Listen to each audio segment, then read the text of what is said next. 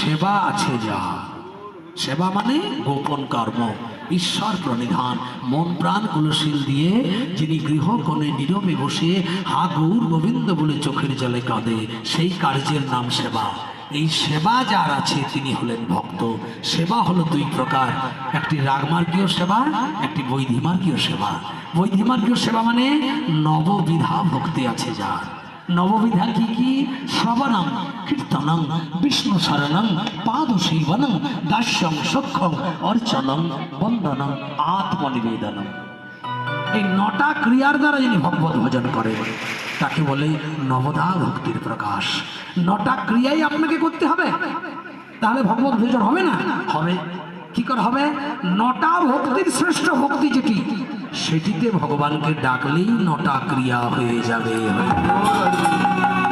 তাহলে নটা ক্রিয়ার মধ্যে শ্রেষ্ঠ কোনটা এটাও আপনারা জানেন, কিন্তু ভাবেন না। সবসময় ডাবু খুঁড়তে ঘোরাতে ঘোরাতে দিন চলে যাচ্ছে, কখন আর এগুলো ভাববো বলুন না? কিন্তু একটু একটু ভাববেন, নটা ভক্তির শ্রেষ্ঠ কোনটা? ভজনের শ্রেষ্ঠ হয় নববিধা ভক্তি। সবাই করে বলি, 1 2 3 4।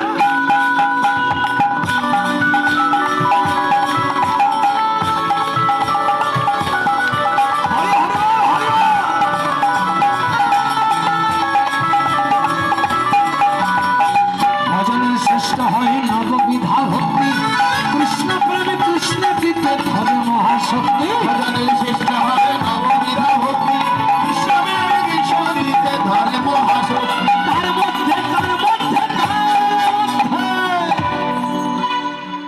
বলেন না, এটা শুনেছেন কীর্তনিয়ার বলে, তার মধ্যে 3 বার বললেন কেন? ত্রিসত্য হচ্ছে পৃথিবীর শ্রেষ্ঠ ইউনিভার্সাল ট্রুথ, চির সত্য যেটি, সেটি 3 বার বলে না? এমনি মানুষ কিন্তু 3 বারের বলাটা এখন একটা ডিজাইন হয়েছে দিব্যি। হ্যাঁ, তুই আজকে অমুক জায়গায় যাবি তো, কথা দে না, তাহলে আমি যেতাম। হ্যাঁ রে যাবো না, বল সত্যি করে, ঠিক করে বল, মিস করবি না। মায়ের দিব্যি, মায়ের দিব্যি, মা কোথায় কোনখানে পড়েছে দিব্যি করে দিবে। বাবার দিব্যি, এমন আবার হয় ছেলের দিব্যি বলছে আমি এটা দেবো তোকে। হায় হায়, ছোট শিশু তার নামে দিব্যি বলে। এই অসাধু ব্যক্তিরা দিব্যি করে, যারা বৈষ্ণব তারা দিব্যি করে না। তারা যেটা শিওর সে কথাটা কেমন করে বলে? মনে করুন কোন একজন ভক্ত বৈষ্ণবকে বলছেন, বাবা বয়স্ক মানুষ, আপনি কীর্তন শুনতে যাবেন ভাস্কুরে, নতুন ভট্টাচার্য আসছে। বলে হ্যাঁ যাবো। না আপনার তাহলে কয়েকজন মায়েরা যেতাম আপনার সঙ্গে। হ্যাঁ রে মা যাবো। না কথা দিতে হবে, শেষ আমাদের যাওয়া হবে না আপনার জন্যে। আরে মা আমি যাবো যাবো যাবো। মানে আমার দেহটা যদি ডেথ হয়ে পড়ে থাকে, আমার মন চলে যাবে, এটা কথা দিলাম।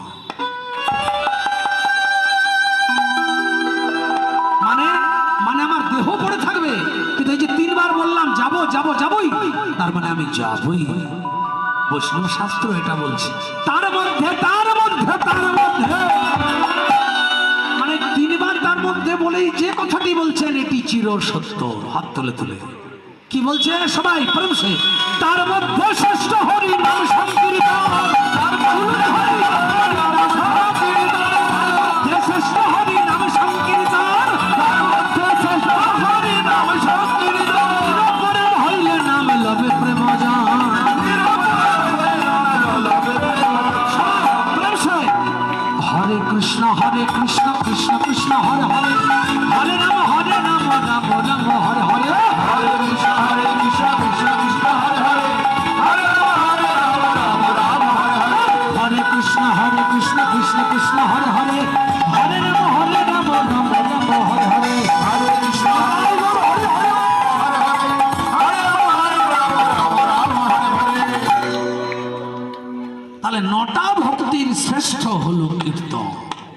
যদি কেউ সঠিক কীর্তন গাইতে বা শুনতে পারে, তার কিছু করা লাগে না, কীর্তন থেকেই তার সব হয়ে যায়।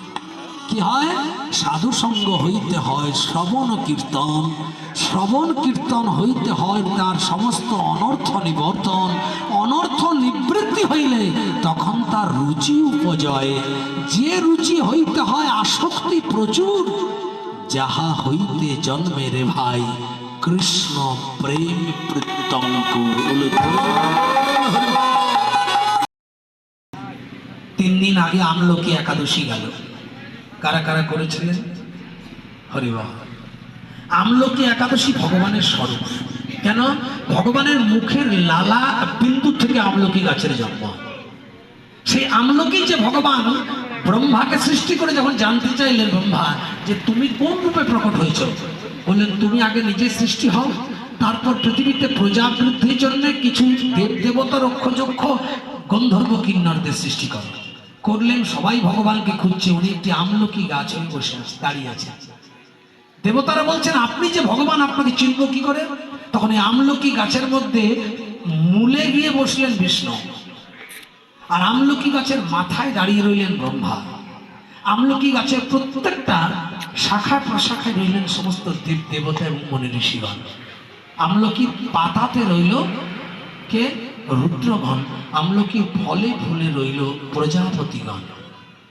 এমনি করে সুসজ্জিত একটা বৃক্ষের রূপায়ণ হয়ে যখন উনি দাঁড়ালেন, দেবতারা সখা সবাই করজোড়ে স্তুতি করতে লাগলো, ভগবান তোমার এই স্বরূপের আগমনের কারণ? বললেন আমার তিথিতে, এই দিনটিতে যারা আমলকি বৃক্ষের তলায় মৃত্তিকা লেপন করে, ধূপদীপ প্রদীপ প্রজ্বলন করে, স্বর্ণের পরশুরাম অঙ্কন করে কলসির উপরে প্রতিষ্ঠা দিয়ে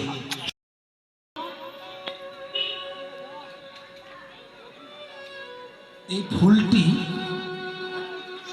যে ধরে রাখে তার নাম কি? ফুলটা যে ধরে থাকে গাছে, কি নাম? বোঁটা বা বৃন্ত। বোঁটা বা বৃন্তকে যে ধরে রাখে তার নাম কি? প্রশাখা।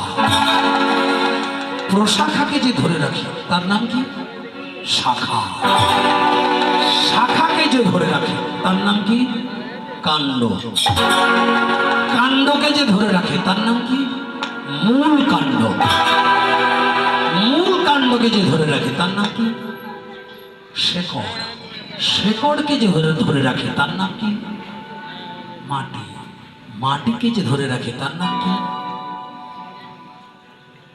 মাটিকে যে ধরে রাখে তার নাম স্তম্ভ বায়ু। বায়ু হলো 14 প্রকার। 7 প্রকারের বায়ু এখন চালু। পবনদেবের পুত্র নয়, 2টি কন্যা। একটির নাম হচ্ছে সুন্দরী, যার জামাতার নাম হচ্ছে ভক্ত ধ্রুব, আর একটি কন্যার নাম হচ্ছে তৃষা, যার জামাতার নাম হচ্ছে মুদা। পবনদেবের স্ত্রীর নাম হচ্ছে স্বস্তি। উবহ আবহ বিবহ সংবহ উদ্বহ পরিবহ পরাবহ, এই 7 প্রকার বাতাস পৃথিবীতে চলছে। এক একটা বাতাসের এক এক রকম অ্যাক্টিভিটিস। বিবহ বাতাসে মেঘে মেঘে ধাক্কা লাগে, বিদ্যুৎ তৈরি হয়। সংবহ বাতাসে মেঘকে টেনে নিয়ে বর্ষণ হয়, বৃষ্টিপাত ঘটায়। উদ্বহ বাতাসে জলীয় বাষ্প পুকুর জলাশয় থেকে ঠেলে তোলে। পরিবহ বাতাসে আমরা বাতাস খাই। পরাবহ